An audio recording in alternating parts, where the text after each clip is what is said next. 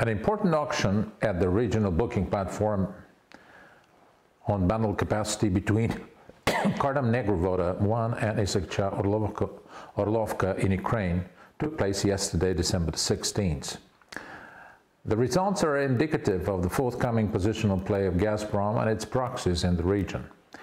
They also register the potential for competition, demand and supply from new players ready to fill in the potential void in the event of worst-case scenario, an interruption of transit through Ukraine.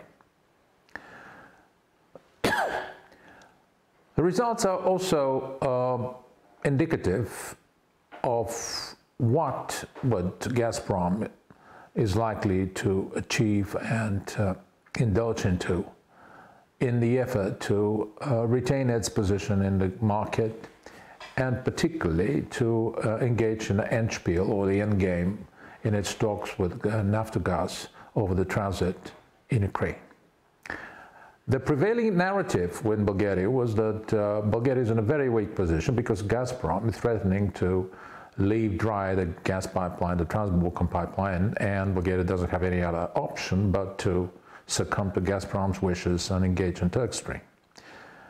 This led to a hysteria in high-level Bulgarian politics because the revenues, well, Bulgar Transgas were at stake, which meant that without them, Bulgar Transgas would be threatening its existence. Not only of its, but also the whole transmission system of Bulgaria. However, I repeated in those days that just the fact that there is a open line, the Trans-Balkan line, is unlikely to remain empty because it is an existing and ready-to-use line that is linking gas in the south corridor to very promising markets in Ukraine, Slovakia, Hungary, and elsewhere. The analytical work that I did showed that infrastructure, such as Trans-Balkan pipe, are all interconnectors that lead to south-north corridor would not remain idle with or without Gazprom. Romania too has a need for a substantial transit in order to keep its internal prices low, and also when talking to production companies in the onshore area to have bargaining chips.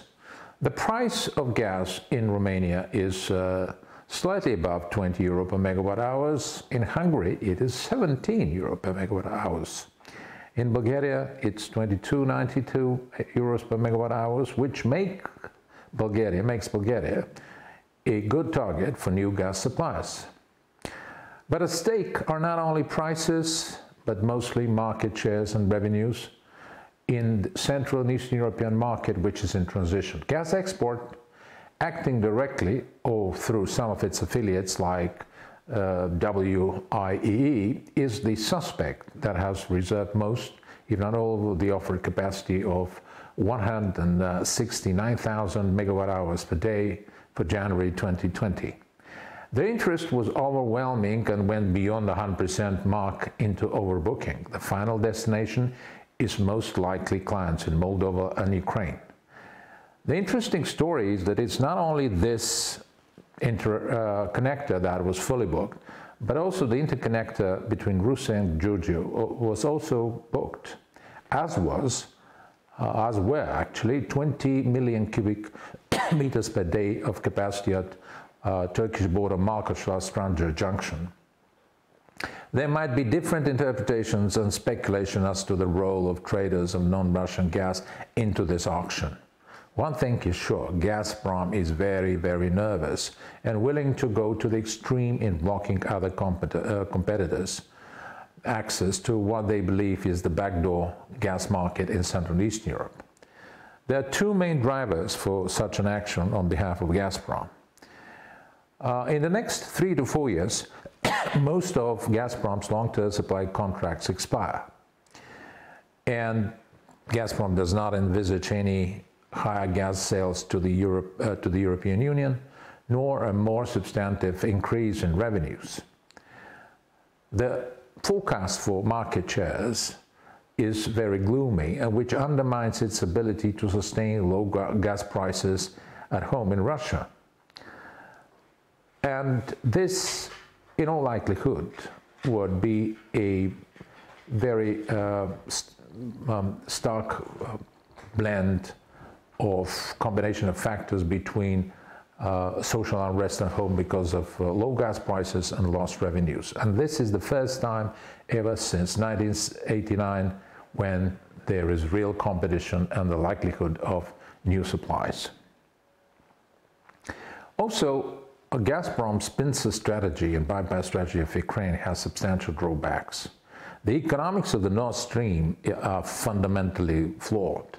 The latest data shows that after Nord Stream 2 is put in operation, some 30 billion cubic meters of natural gas would be exported to Central and Eastern Europe via Germany, generating at least 2 billion in transaction profit, which might be considered as a net loss to Gazprom.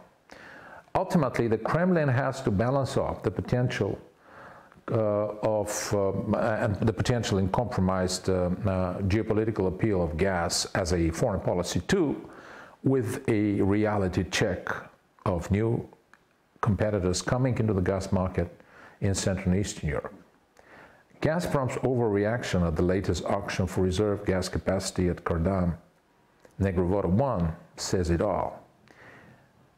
The Russian company are desperate not to lose clients and market shares, which explains why after a possible short-term tussle, transit through Ukraine would resume. Thank you.